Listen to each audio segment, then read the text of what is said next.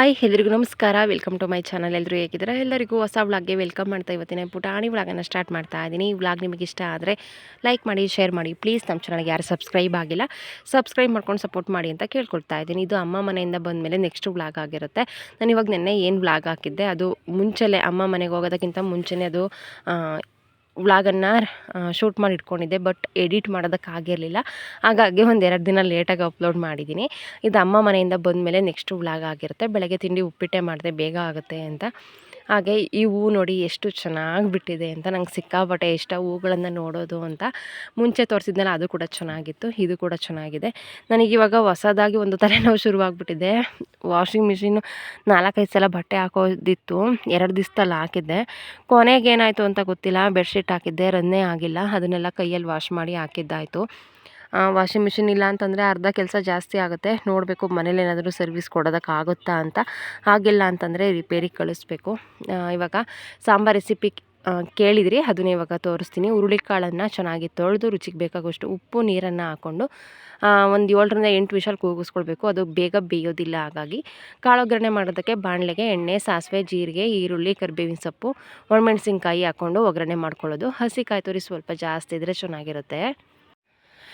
ರುಚಿಗೆ ಸ್ವಲ್ಪ ಉಪ್ಪು ಹಾಕ್ಕೊಳ್ಳೋದು. ಕಾಳು ಬೇಯುವಾಗ್ಲೂ ಕೂಡ ಉಪ್ಪು ಹಾಕಿರ್ತೀವಿ. ಚೆನ್ನಾಗಿ ಮಿಕ್ಸ್ ಮಾಡಿಕೊಂಡ್ರೆ ಕಾಳು ಪಲ್ಯ ರೆಡಿ ಆಗುತ್ತೆ. ನೀವು ಕರೆಂಟ್ ಸ್ಟವ್ದು ಲಿಂಕ್ ಕೇಳ್ತಾ ಇದ್ದೀರಾ, ಇದು ಶಾಪಲ್ಲಿ ತೊಗೊಂಡು ಬಂದಿರೋದು, ಹಾಗಾಗಿ ಇದ್ರದ್ದು ಲಿಂಕ್ ಇಲ್ಲ. ಸಿಲ್ವರ್ ಪಾತ್ರೆ ಇಡಬಹುದಾ ಅಂತ ಕೇಳ್ತಾ ಇದ್ದೀರಾ. ಎಲ್ಲ ಥರದ ಪಾತ್ರೆಗಳನ್ನು ಇಡಬಹುದು ಇದ್ರ ಮೇಲೆ. ಇವಾಗ ಕಾಳು ಪಲ್ಯ ರೆಡಿ ಆಯಿತು. ಸಾಂಬಾರಿಗೆ ಒಗ್ಗರಣೆ ಮಾಡಿಟ್ಕೊಂಡಿದ್ವಲ್ಲ ಆ ಪಾತ್ರೆಗೆ ಬೇಯಿಸಿಟ್ಕೊಂಡಿರುವಂತಹ ಹುರುಳಿಕಾಳು ರಸ ಹಾಕ್ಕೊಳ್ಳೋದು. ಖಾರ ರುಬ್ಕೊಳ್ಳೋದಕ್ಕೆ ಈರುಳ್ಳಿ, ಬೆಳ್ಳುಳ್ಳಿ, ಜೀರಿಗೆನ ಬಾಣಲೆಗೆ ಹಾಕ್ಕೊಂಡು 1 ಸ್ಪೂನ್ ಎಣ್ಣೆ ಹಾಕ್ಕೊಂಡು ಅದನ್ನು ಚೆನ್ನಾಗಿ ಫ್ರೈ ಮಾಡ್ಕೊಳ್ಳೋದು. ಅದಕ್ಕೆ ಸ್ವಲ್ಪ ಹಸಿ ಕಾಯಿ ತುರಿ, ಖಾರದ ಪುಡಿ, ಧನಿಯಾದ ಪುಡಿ, ಬೇಯಿಸಿಟ್ಕೊಂಡಿರುವಂತಹ ಹುರುಳಿಕಾಳನ್ನು ಒಂದು ಸೌಟ್ ಹಾಕ್ಕೊಂಡು ಸ್ವಲ್ಪ ನೀರು ಹಾಕಿ ಸಣ್ಣದಾಗಿ ರುಬ್ಕೊಳ್ಳೋದು. ಅದನ್ನು ಕೂಡ ಹಾಕ್ಕೊಳ್ಳೋದು. ಸಾಂಬಾರು ಕನ್ಸಿಸ್ಟೆನ್ಸಿ ನೋಡಿಕೊಂಡು ಸ್ವಲ್ಪ ನೀರು ಬೇಕಾದರೆ ಹಾಕ್ಕೊಳ್ಬಹುದು. ನೀರು ಜಾಸ್ತಿ ಹಾಕಿದರೆ ಟೇಸ್ಟ್ ಚೆನ್ನಾಗಿ ಬರೋದಿಲ್ಲ. ಹುರುಳಿಕಾಳು ರಸನೇ ಜಾಸ್ತಿ ಇರಬೇಕು. ಹುಣಸೆ ಹಣ್ಣಿನ ರಸ ಹಾಕಿ ರುಚಿಗೆ ಬೇಕಾಗುವಷ್ಟು ಉಪ್ಪನ್ನು ಹಾಕ್ಕೊಂಡು ಕುದಿಸ್ಕೊಂಡ್ರೆ ಸಾಂಬಾರು ರೆಡಿ ಆಗುತ್ತೆ. ಟೇಸ್ಟು ತುಂಬ ಚೆನ್ನಾಗಿರುತ್ತೆ, ಆರೋಗ್ಯಕ್ಕೂ ಒಳ್ಳೆಯದು. ಹಾಗೆ ಊಟ ಎಲ್ಲ ಮುಗಿಸ್ಕೊಂಡು ತೋಟಕ್ಕೆ ಬಂದಿದ್ವಿ. ಮಾವಿನಕಾಯಿ ಕೀಳೋದಿತ್ತು.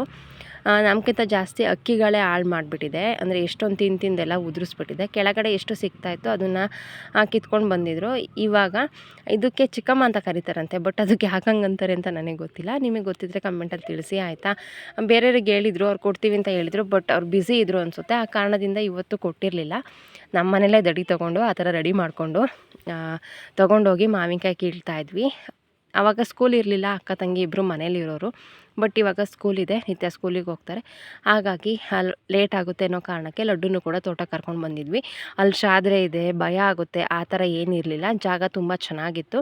ಹಾಗಾಗಿ ಲಡ್ಡುನು ಕೂಡ ಕರ್ಕೊಂಡು ಹೋಗಿದ್ವಿ. ಅವಳಿಗೂ ಬೇಜಾರು ಹೋಗುತ್ತೆ, ಚೆನ್ನಾಗಿರುತ್ತೆ. ಹಾಗಾಗಿ ಎಷ್ಟು ಸಿಗುತ್ತೆ ಅಷ್ಟು ಮಾವಿನಕಾಯಿಗಳನ್ನು ಕಿತ್ಕೊಂಡು ಬಂದ್ವಿ. ಹಳ್ಳಿಲಿದ್ರೆ ಇದೊಂದು ಬೆಸ್ಟ್ ಅಂತ ಅನಿಸುತ್ತೆ.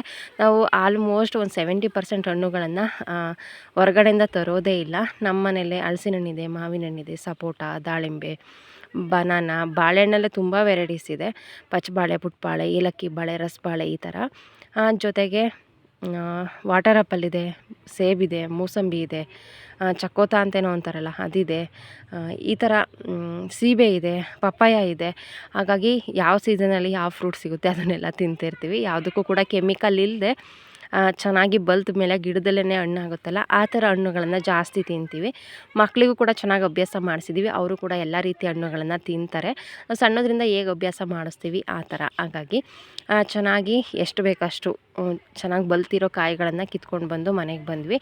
ಹೇಳಿದ್ನೆಲ್ಲ ಬಟ್ಟೆ ಸಿಕ್ಕಾಬಟ್ಟೆ ಇತ್ತು. ಒಣಗಿರೋದನ್ನೆಲ್ಲ ಫಸ್ಟು ಫೋಲ್ಡ್ ಮಾಡಿ ಎತ್ತಿಡ್ತಾ ಇದ್ದೆ.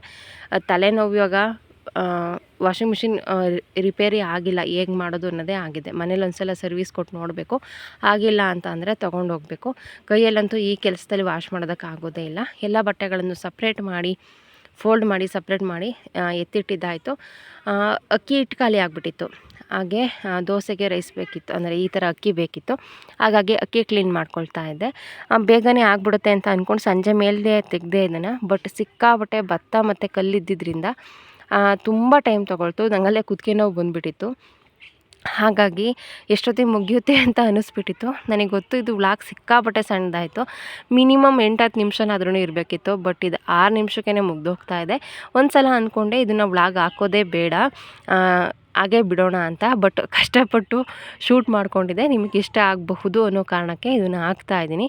ಅಂದ್ಕೊಂಡೆ ಇನ್ನೊಂದು ದಿನ ವ್ಲಾಗ್ ಅದಕ್ಕೂ ಇದಕ್ಕೂ ಅಟ್ಯಾಚ್ ಮಾಡಿ ಹಾಕೋಣ ಅಂತ. But next vlog special vlog ಆಗಿ ಬರುತ್ತೆ. ಹಾಗಾಗಿ ಅದ್ರ ಜೊತೆ ಇದನ್ನು ಅಟ್ಯಾಚ್ ಮಾಡೋದು ಬೇಡ, ಅದರದ್ದೇ ಸಪ್ರೇಟ್ ಇರಲಿ ಅನ್ನೋ ಕಾರಣಕ್ಕೆ ಇದನ್ನು ಮಾತ್ರ ಸಣ್ಣ ವ್ಲಾಗ್ ಆದ್ರೂ ಪರವಾಗಿಲ್ಲ ಅಂತ ಅಂದ್ಕೊಂಡು ಹಾಕಿದ್ದೀನಿ. ನಿಮಗೆ ಇಷ್ಟ ಆಯಿತಾ, ಹೇಗಾಯಿತು ಕಮೆಂಟಲ್ಲಿ ತಿಳಿಸಿ ಆಯಿತಾ.